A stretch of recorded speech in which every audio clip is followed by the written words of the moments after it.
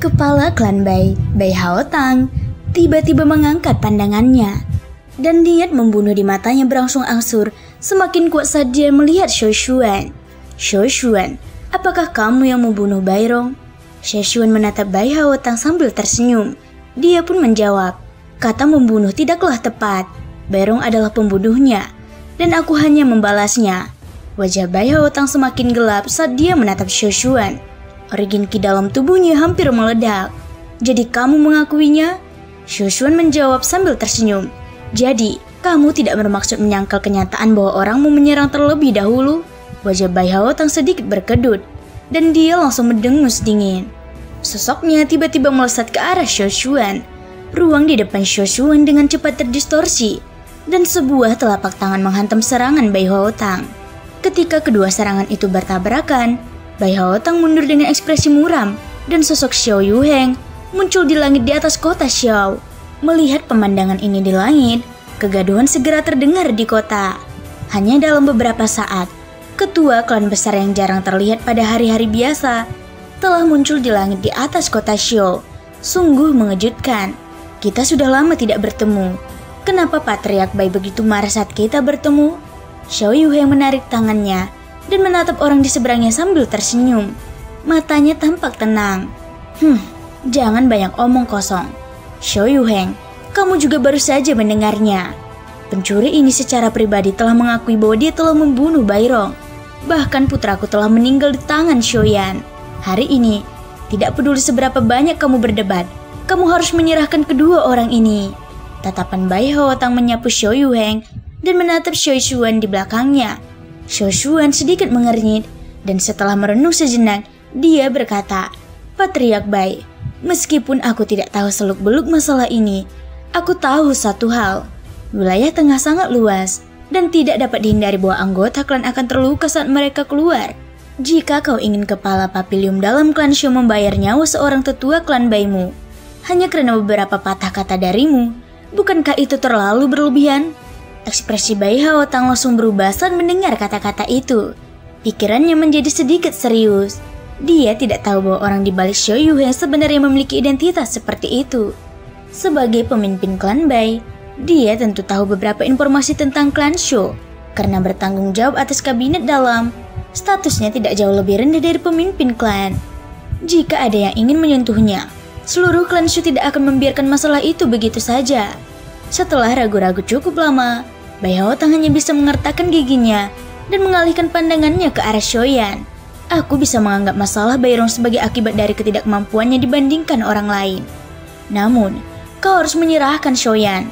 Hanya dengan begitu, akan ada sedikit kelonggaran untuk menyelesaikan masalah hari ini. Jika tidak, jangan salahkan aku karena tidak memikirkan persahabatan klan kita. Mendengar ini, banyak anggota generasi tua klan Xiao yang mengubah ekspresi mereka. Ancaman Bai Hao Tang sangat kuat. Yang dimaksudnya adalah bahwa klan Xiao harus membuat pilihan antara menyerahkan Xiaoyan atau mulai perang dengan klan Bai. Begitu klan Xiao memilih untuk melindungi Xiaoyan dengan paksa, akan sulit bagi kedua klan untuk akur di masa depan.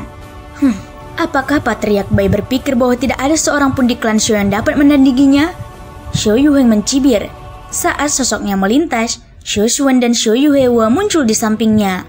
Ketiganya berdiri berjajar di depan Bai Hao Tang. Pada saat yang sama, dua tetua berjubah abu-abu dari klan Bai sedikit mengernyit dan muncul di samping Bai Hao Tang. Seketika, keenam yang mulia asal saling berhadapan di udara. Tepat saat suasananya menjadi tegang, sekelompok junior klan Xiao terbang dari jauh dan disertai dengan suara Xiaoyan yang bergema. Kata-kata seorang ayah memang tidak bisa lebih benar lagi. Dalam sekejap mata, mereka tiba di depan semua orang. Tatapan Bai Jijing dan yang lainnya langsung tertuju pada dua orang yang memimpin kelompok itu. Mereka adalah Xiaoyan dan Xiao Shahajun. Tatapan Xiao Shahajun menyapu anggota klan Bai dengan tenang. Akhirnya, tatapannya mendarat pada Bai Hao Tang saat dia perlahan berkata, Patriark Bai, meskipun klan Xiao telah bersikap tenang dalam beberapa tahun terakhir, klan ini belum mencapai titik di mana kita dapat diinjak-injak oleh orang lain. Jika menurutmu klan Xiao mudah diganggu, silahkan saja dan mulai perang. Namun, jika kamu ingin memukul seseorang di depan rumahnya dan menuntut permintaan maaf, kamu harus bertanya apakah mereka setuju. Xiao Shahajun berteriak keras di akhir kata-katanya. Dia melambaikan tangannya dan dengan marah menunjuk ke arah anggota klan Shou di belakangnya. Seketika, semua anggota generasi muda di belakang Shoyan tiba-tiba berteriak keras. Aura agung tiba-tiba melesat ke langit saat mereka melangkah maju. Sikap pantang menyerah ini membuat para ahli generasi tua di sekitarnya menjadi bersemangat. Masalah ini menyangkut martabat klan mereka, jadi mereka tentu tidak akan ragu. Seketika, mereka saling memandang dan melihat secercah hasrat membara di mata masing-masing. Diiringi suara gemuruh, semua ahli klan Shou mengaduk aura genki di tubuh mereka. Pilar-pilar energi membumbung tinggi ke langit saat warna-warna berbintik bertemu. Aura dan tekanan semua orang terpelintir bersama, seperti binatang raksasa tak terlihat yang menempati langit di atas kota Shou. Kekuatan yang mengerikan itu membuat ekspresi semua orang berubah. Bahkan Bai Hao Tang dan yang lainnya yang melayang di langit memasang ekspresi serius. Meskipun klan Bai dan klan Shou setara satu sama lain di wilayah tengah, hanya mereka yang tahu kekuatan sebenarnya dari kedua klan tersebut. Begitu klan Bai menyatakan perang dengan klan Shou, karena masalah ini, klan Bai akan menderita kerugian besar. Pada saat itu, kemungkinan besar orang lain akan dapat memperoleh keuntungan. Pada saat yang sama, Shoyan mengangkat kepalanya untuk melihat tekanan kuat di langit, dan tekanan di hatinya berkurang secara signifikan. Baru pada inilah, dia benar-benar merasa bahwa dia adalah anggota klan Shou. Melihat para ahli klan Shou telah memperjelas pendirian mereka, anggota klan Bai berada dalam dilema. Wajah Bai Hao Tang berubah antara hijau dan putih. Pandangannya menyapu bolak-balik antara Shoyan dan 3 orang di seberangnya saat pikirannya berputar cepat di benaknya. Pada saat ini, Shoyan sudah dalam jangkauan. Jika dia bisa langsung menyerang dan membunuh Shoyan, klan Shou tidak akan dengan mudah memulai perang dengan klan Bai hanya karena orangnya sudah meninggal. Tidak peduli seberapa marahnya mereka saat Shoyan meninggal. Namun, sekelompok Shou Yuheng di sisi lain saat ini menjadi masalah. Bahkan dengan kultivasinya, mustahil baginya untuk membunuh Shoyan sebelum mereka bisa mencegatnya. Dengan cara ini, situasi saat ini telah menjadi jalan buntu. Beberapa saat kemudian, saat kedua belah pihak menemui jalan buntu, Bai Jijing yang telah menatap tajam ke arah Shoyan akhirnya melangkah maju dan berdiri di antara Bai Hao Tang dan klan Shou. Matanya yang dipenuhi dengan niat membunuh tidak pernah meninggalkan Shoyan. Shoyan, karena kami tidak bisa membunuhmu dalam situasi yang lebih serius, mari kita selesaikan sendiri. Senyum ganas tersungging di wajah Bai Jijing. Matanya melirik kota Shou di bawah. Setelah melihat mata kota yang penuh harapan, teriakan gelap dan dingin tiba-tiba bergema di langit di atas kota. Shoyan dari klan Shou, kau telah membunuh saudaraku dan membunuh seorang tetua klanku. Hari ini, aku, Bai Jijing, sebagai pemimpin klan muda dari klan Bai, akan bertarung denganmu. Beranikah kamu menerima tantangan ini? Keributan segera muncul di kota di bawah ketika kata-kata ini diucapkan. Pada saat yang sama, ekspresi para ahli dari kedua belah pihak di langit berubah. Bahkan Shoyan sendiri tidak bisa menahan diri untuk tidak sedikit tercengang. Matanya bertukar pandang dengan Shou Xiaojun yang memiliki ekspresi aneh di wajahnya. Selanjutnya, dia menatap Bai Jijing di seberangnya dan menjawab, "Kau telah mengundangku untuk bertarung di depan umum. Jika aku tidak menerimanya, aku takut akan mempermalukan klan Shou di depan semua orang. Kalau begitu, aku terima tantanganmu." Senyuman ganas di wajah Bai Jijing semakin mengembang saat ia melihat Shoyan menerima tantangan itu. Matanya langsung menoleh dan menatap Bai Hao Tang di sampingnya dengan wajah percaya diri. Pada saat ini, mata Bai Hao Tang juga sedikit terkejut saat ia menatap Shoyan. Dengan kekuatannya, ia tentu saja dapat mengatakan bahwa Shoyan di depannya memiliki kultivasi leluhur asal bintang 7. Dia kemudian melambaikan lengan bajunya dan memberi isyarat kepada 2 tetua di sampingnya untuk mundur, meninggalkan ruang di depan mereka untuk Bai Jijing. Pada saat yang sama, Shoyan juga melangkah maju perlahan. Di belakangnya, Shou Xiaojun dan yang lainnya saling memandang. Mata mereka penuh dengan ejekan saat mereka melihat Bai Jijing. "Kita mundur saja." Shou Xuan tersenyum saat berbicara. Dia mengangguk dengan Shou Yuheng di sampingnya dan mundur. Hanya tetua ke-6 Shou Yuhua yang sedikit mengernyit. Matanya menunjukkan ekspresi khawatir. Meskipun dia telah mendengar beberapa hasil pertempuran Shoyan, Bai Jijing dari klan Bai saat ini juga sedikit aneh. Namun, dia masih mengatupkan giginya dan mundur setelah melihat 2 orang di sampingnya mundur. Di sisi lain, senyum mengejek muncul di wajah para ahli klan Bai Ketika mereka melihat bahwa klan Shou benar-benar membiarkan Shoyan, mereka tentu saja sangat menyadari kekuatan pertempuran Bai Jijing. Di antara generasi muda dari 3 klan besar, hanya tuan muda klan Shou, Xiao Shajun yang dapat menandinginya. Sekarang setelah Shoyan menerima tantangan itu tidak ada bedanya dengan mencari kematian. Bai Haotang menyipitkan matanya sambil menatap Shoyan dengan saksama. Meskipun dia sedikit terkejut dengan tindakan anggota klan Shou, tidak mungkin baginya untuk salah menilai kultivasi Shoyan dari leluhur asal bintang 7. Menurut pendapatku, mengapa kita tidak biarkan saja seperti ini? Bai Haotang tiba-tiba berbicara. Tatapan semua orang langsung tertuju padanya. Karena ini adalah pertempuran yang menentukan. Hasil dari pertempuran ini adalah hidup dan mati. Para ahli dari kedua belah pihak tidak akan ikut campur. Setelah pertempuran ini, dendam antara anakku dan aku akan dihapuskan.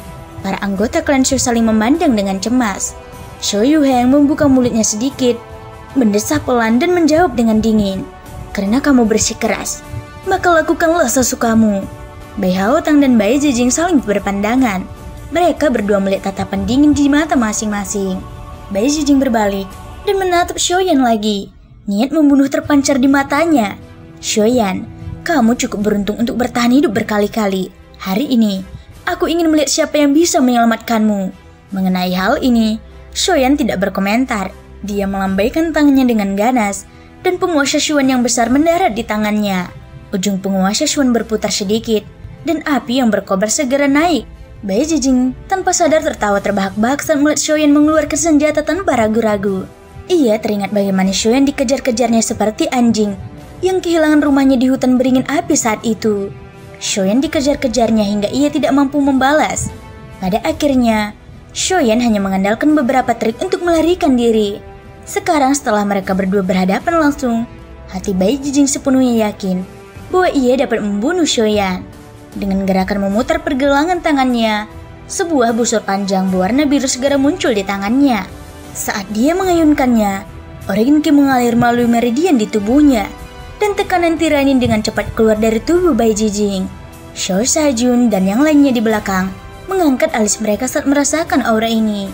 Leluhur asal bintang 9, Shoyan bergumam. Tak lama kemudian, ekspresinya berubah menjadi senyum dingin. Tak heran Bai Jijing menantangnya di depan umum.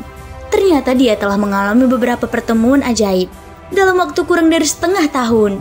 Meskipun demikian, ekspresi anggota klan Shou di belakang tidak banyak menimbulkan gejolak. Kekuatan leluhur asal bintang 9 mungkin cukup kuat, tetapi mereka mungkin tidak optimis dengan variabel seperti Shoyan. Bagaimanapun, bahkan anggota klan Shou seperti mereka tidak dapat melihat kekuatan bertarung Shoyan yang sebenarnya. Jika mereka berdua benar-benar bertarung, peluang kemenangan Bai Jijing mungkin tidak akan mencapai 50%. Bai Jijing menarik busurnya dan memasang anak panah. Saat Origin Ki-nya terkumpul, tawa dingin pun terdengar. Kau tidak menduganya, bukan? Kau mencuri berkah lembah batu kapur milikku, tetapi tetap saja gagal melampauiku. Dulu, kau bagikan anjing liar di tanganku. Bahkan sekarang, kenyataan ini tidak berubah. Berisik, Shoyan mendengus dingin sebagai tanggapan. Kakinya tiba-tiba menghentak udara kosong, dan kekuatan yang menakutkan menghancurkan udara kosong itu. Tubuhnya menggunakan ini untuk melesat maju. Dalam sekejap mata, dia sudah muncul di depan Bai Jijing. Anak panah yang ditembakkan Bai Jijing hancur oleh kekuatan Shoyan. Pada saat yang sama, tubuh Bai Jijing terbang kembali. Dia menggunakan busur panjang di tangannya untuk menebas kepala Shoyan. Busur panjang itu terguncang hebat oleh penguasa Shuan di tangan Shoyan. Kekuatan besar yang menakutkan segera menyerang. Jepitan di antara ibu jari dan jari telunjuk tangan kiri Bai Jijing yang memegang busur segera retak. Bahkan seluruh lengannya dengan cepat menjadi mati rasa. Kekuatan kasar yang luar biasa. Dengan ekspresi jelek, Bai Jijing mengerahkan Origin Ki-nya untuk segera mematahkan kekuatan yang menyerang tubuhnya. Saat dia mengangkat kepalanya, sosok Shoyan telah menghilang seperti hantu. Dia menghilang, ekspresi sejumlah orang yang hadir tanpa sadar berubah ketika mereka melihat tubuh Shoyan menghilang dengan cara yang aneh. Seketika, banyak tatapan yang dipenuhi dengan keterkejutan mulai berpatroli di seluruh tempat. Aku menangkapmu. Namun, pada saat berikutnya, tatapan Bai Jijing dengan cepat menyapu ke sekeliling. Segera setelah itu, dia melengkungkan bibirnya dan mendengus menghina. Dia menarik busurnya hingga membentuk bulan sabit penuh. dan tanpa ragu menembakkan anak panah ke titik tertentu di belakangnya. Panah pemusnah. Tepat saat anak panah Bae-jijing melesat ke arah kehampaan, 3 bola api tiba-tiba muncul di kehampaan yang awalnya tenang. Aura yang mengerikan juga muncul tiba-tiba. Segera setelah itu, telapak tangan menembus kekosongan dan menembus 3 bola api. Saat mengepalkan tinjunya, aura mengejutkan yang tidak kalah dengan yang sebelumnya meletus tanpa syarat.